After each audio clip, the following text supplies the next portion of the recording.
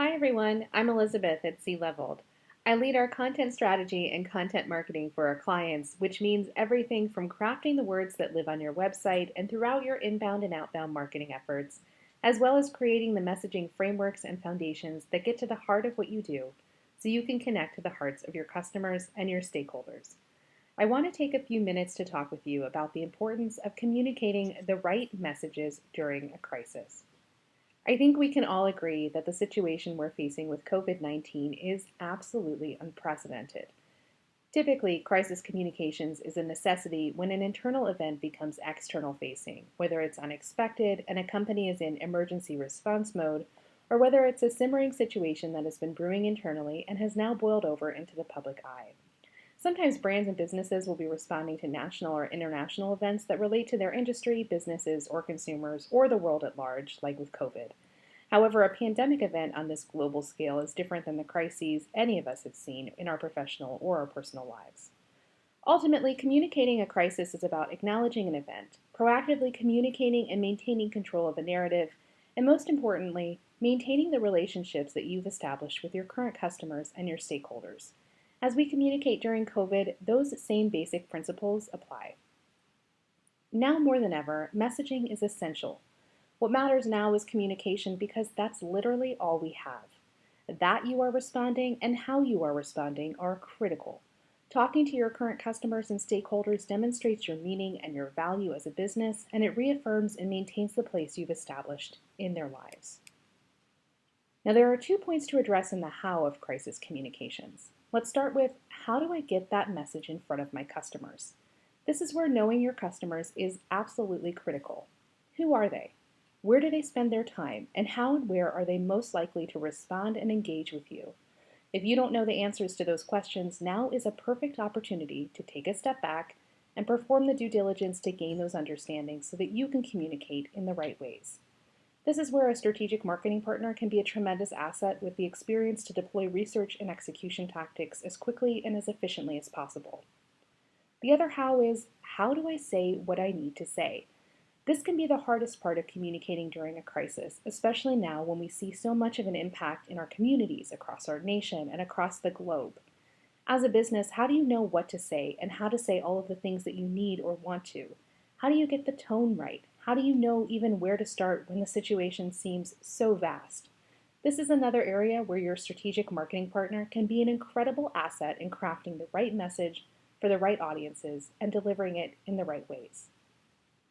I want to take you through 5 quick tips to help you with communicating during a crisis like COVID-19 and crafting the right messaging for moving forward.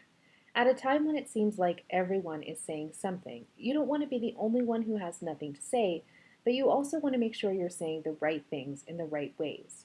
And keep in mind, when you're talking to your audiences, that applies to everyone who has a stake or a role in your business. So it's not just your customers, it's also your employees and your internal stakeholders. So think about how these tips can apply to all of your audiences and what that communication can and should look like. You want to acknowledge what's happening first and foremost. Resist the urge to be silent because you think you don't have anything to say, or you feel like maybe you can't compete with the mass messaging in the marketplace. Your acknowledgement can and should be simple, straightforward, and right to the point, giving your customers reassurance that you're here, you're thinking of them, and you're aware of and responding to what's happening in the world around you. We're about 4 weeks into responding to COVID-19 with businesses transitioning to remote and mass stay-at-home orders that are in place. So if you haven't reached out by now to acknowledge what's happening with your stakeholders and audiences, I strongly encourage you to do so right away. Acknowledgement and transparency are 2 best practices that you'll see in most crisis communications plans. After you've started your communications efforts with acknowledgement, you want to then move into offering transparency and insight into your business environment and how that might be changing and responding, and what your customers can expect from you during this time. Transparency can feel especially scary right now, in a time when the circumstances appear to be changing on a day-to-day basis. But let that work to your advantage to offer meaningful and frequent communication. Your customers are going to be understanding right now of changes and disruptions, and they'll appreciate proactive efforts to keep them aware and informed. So you might be responding directly to COVID-19 in some capacity, or retooling skills to provide essential services, products, or support to various industries or individuals on the front lines. You may be operating business as usual with no expected or foreseeable changes. You might be operating fully remote, and so the usual ways of contacting you have changed. Whatever your situation may be, your customers need to know exactly what's happening inside your business, how you're responding, and how that affects their expectations for you. It's less important to sell services right now. Instead, you want to offer value. There's a lot of genuine care and concern to go around, and most businesses genuinely want to help their customers out during this time. For example, if you're an IT services provider, you know that as businesses are transitioning their operations to remote, they're likely experiencing a lot of challenges. You need to position your organizational value to provide knowledge that helps your customers operate as seamlessly as possible. This might be in the form of emails to your existing customers, reiterating the services they may already have with you, and proactively letting them know what services or tools they need or can take advantage of. A best practices blog could also be a great way of disseminating information to your customers that is more general information based about what they need to know about working from home, and reiterating again the services that you have or that they may already have in place. Think about what you have to offer that leverages your expertise with a value add to customers' lives and businesses during this time. Going hand in hand with offering value, you also want to be seen as a resource. You probably don't need to be in the space of disseminating news to your customers on what's happening on a day-to-day basis or disseminating CDC or government information. You're also not out to break the news on the level of a leading news source. But what we do want is for you to stay on top of what's happening in relation to your industry and to your business so you can offer thought leadership in this time of crisis. What we want is for your customers to digest the news initially from a reputable news source and then look to you for your take on what's happening. So, for example, we're hearing a lot about volatile markets and long-term economic and financial impacts of COVID-19. If you're in the financial services industry, you want to be on top of the news in this area and offer insights and reassurance about what's happening. Position yourself as experts and use that as a catalyst to communicate meaningfully with your customers.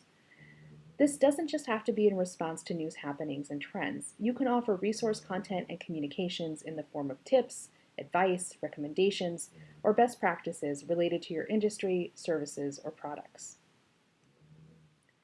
And my last tip to you is to engage with your customers as much as possible. In addition to some of the content and communications examples I've shared with you, this is a really unique opportunity to ask your customers what they need and want to hear from you, and what are they looking for from you during this time. This is the time to foster that kind of deep engagement that can build those real relationships or reaffirm the relationships you already have. We know that these are uncertain times, but don't lose sight of the importance of marketing and communicating during this crisis. Understanding the value of maintaining your marketing, of crafting and communicating the right messages, is so important. Now more than ever, you have to focus on maintaining and sustaining your business and putting your resources where they matter most. The right messaging will help you hold on to the customers you have while laying the groundwork for moving forward as we deal with COVID-19 and especially as we move into the recovery period. In the coming weeks, we'll be sharing resources with you to help you maintain your marketing momentum, and I encourage you to reach out to us at c-leveled.com or on any of our social channels at c-leveled. All of our team members are on LinkedIn, and we're all eager to help you across our areas of expertise. Please don't hesitate to reach out. On that note, I do want to wish you, your families, and your businesses the ability to stay strong and healthy as we manage this crisis together. Most importantly, stay motivated to keep the momentum you've built for your business through your marketing up to this point.